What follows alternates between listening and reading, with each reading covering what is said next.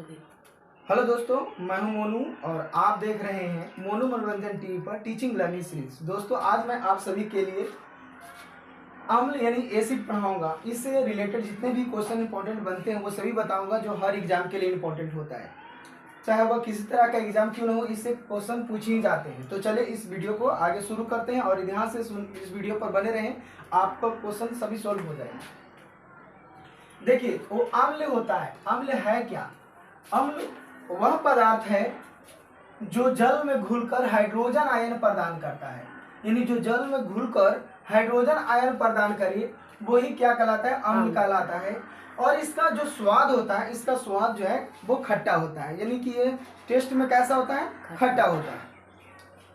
अब देखिए, सभी पदार्थों में अम्ल जो है अलग अलग होते हैं। जो अम्ल होता है वो सभी पदार्थों में अलग अलग होते हैं।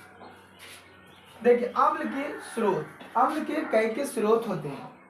सभी पदार्थ में अम्ल जो है अलग अलग होते हैं। कोई पदार्थ में साइट्रिक अम्ल तो किसी में ऑक्जेलिक अम्ल तो किसी में अन्य अम्ल होते हैं। जैसे आप देखिए यहाँ पर अम्ल के स्रोत, सोर्स ऑफ अम्ल। अम्ल के स्रोत में हम देखेंगे कि अम्ल किस पदार्थ में कौन सा अम्ल पाया जाता है। देखिए इमली में टारटेरिक अम्ल पाया जाता है। इमली में कौन सा अम्ल पाया जाता है? टारटेरिक अम्ल पाया जाता है।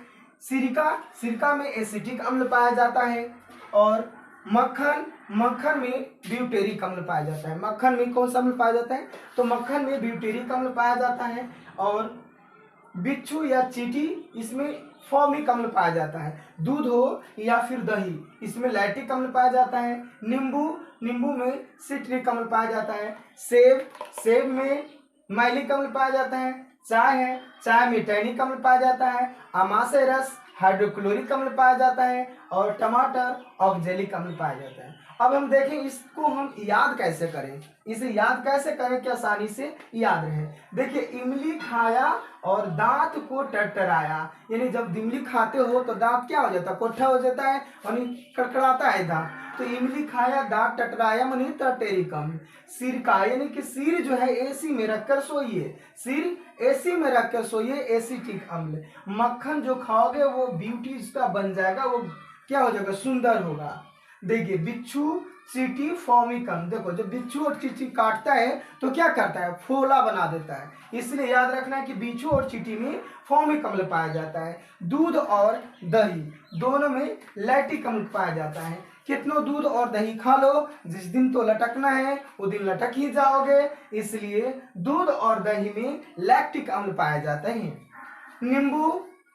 नींबू में सिट्रिक अम्ल पाया जाता है। देखिए, नींबू जो है सिटी से मंगाते हैं, इसलिए याद रखना नींबू में सिट्रिक अम्ल। सेब मैलिक अम्ल। सेब जो है मौली बाबा बेचते हैं, एक बाबा हैं वो सेब बेचते हैं, उनका नाम है मौली। तो याद रखना मौली अम्ल यानी मैलिक अम्ल किस में पाया जाता है?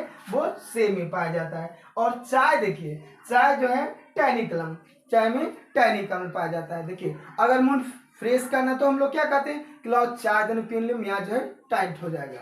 देखो, तो चाय में टैनिक अम्ल पाया जाता है। अमाशय रस हाइड्रोक्लोरिक अम्ल पाया जाता है। टमाटर में ऑक्जेलिक अम्ल पाया जाता है। देखिए, टमाटर खाया बेचारा और उसको नहीं पचा, ओ जी ओक दिया जी, ऑक्जेलिक अम्ल। टमाटर में कौन सा अम्ल? ऑक्जेलिक अम्ल पाया जाता है। तो इस तरीका से याद रखोगे, आसानी से याद हो जाएंगे। अब देखते हैं कि इसका अम्ल का पीएच स्केल क्या होता है। देखिए, पीएच स्केल जो होता है इसको हम बोलते हैं power of hydrogen. PH scale का खोज जो है सोरेनसन नामक वैज्ञानिक ने किया था। सोरेनसन एक वैज्ञानिक था, उसने एक स्केल दिया जिसे कहा जाता है pH scale power of hydrogen. इसमें वो बताया कि 1 से 14 तक के अंक निर्धारित का एक स्केल बनाया, जिसमें बोला कि अगर किसी बिलियन का पीएच मान अगर 7 है तो वह उदासीन बिलियन को दर्शाएगा। अगर बिलियन का पीएच वैल्यू अगर 7 के बराबर हो तो वह उदासीन होगा ये। और अगर बिलियन का पीएच मान 7 से अगर अधिक हो जाए, 7 से अधिक, तो वह क्षारीय मान को दर्शाता है। और बिलियन का पीएच मान अगर 7 से कम हो तो वो अम्लीय का दर्शाता है। याद रखना, अगर 7 के बराबर हो उदासीन या 7 हो उदासीन, और 7 से अधिक हो क्षारीय, और 7 से कम हो अम्लीय, है ना। अब देखते हैं कि कौन सा पदार्थ का पीएच मान कितना होता है।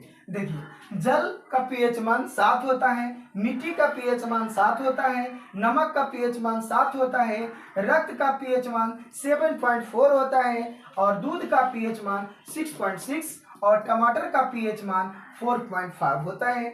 समुद्री जल का पीएच मान 8.4 होता है, मानव मूत्र का पीएच मान 6 होता है, शराब का पीएच मान 2.8 होता है, नींबू का पीएच मान 2.4 होता है, और अम्ल वर्षा का पीएच मान 5 होता है। देखिए इसे आसानी से कैसे याद रखेंगे। देखिए, जल, मिट्टी, नमक, ये जब तक जिएंगे तब तक साथ चलते हैं। हम लोग साथ साथ ये तीनों को चलते हैं। मिट्टी में साथ साथ खिलता है, मिट्टी में जल तो साथ जन्म से 7 तक चलता है, नमक को भी हम लोग साथ में इसको याद करेंगे। तो देखिए साथ साथ जो है जल, मिट्टी, नमक। और रक्त, देखिए रक्त का 7.4 होता है, यानी 7.4। देखो, तो रक्त किसे देते हैं? जिससे चाहत होता है उससे हम रक्त देते हैं। तो रक्त चाहत फॉर 74, और 74 तो होता नहीं है स्केल पर, इसलिए याद रखेंगे 7.4। दूध का पीएच मान 6.6 होता है। देखिए, धोनी जो है 6 लीटर दूध पीकर 6 छक्का मारा, इसलिए याद रखना है 6.6। आगे ध्यान दीजिए, टमाटर, देखिए टमाटर 4 रुपये में 5 केजी दे रहा था। टमाटर कैसे दे रहा था जी? 4 रुपये में 5 केजी टमाटर दे रहा था, 4.5। समुद्री जल, देखो समुद्र रहता बहुत चौड़ा सा रहता है, इसलिए चौड़ा सा फुट 84, 84 तो होता नहीं है स्केल पर, 8.4 याद रखेंगे, 8.4। देखिए, मानव मूत्र, देखिए मूत्र जैसे होता बोलते हैं हम लोग छी रे छी, है ना, तो मूत्र का पीएच मान कितना हो जाएगा? 6। आगे देखिए, शराब, देखो शराब जो बहुत लोग पीते हैं, शराब हानिकारक है। देखिए, शराब जो है 2 आदमी मिलके 8 बोतल शराब पी गया।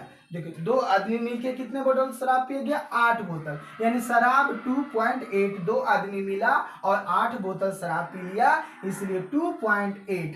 अब देखो, नींबू जो है 2.4, तुम लोग गाना सुने होगे, 2-4 नींबू, देखो 2.4 यानी कि 2.4, और अम्ल वर्षा का पीएच मान जो होता है 5 होता है। मुझे उम्मीद है कि ये वीडियो आप लोगों को बहुत पसंद आया होगा। ठीक, फिर अगले नेक्स्ट वीडियो मिलेंगे, तब तक के लिए धन्यवाद।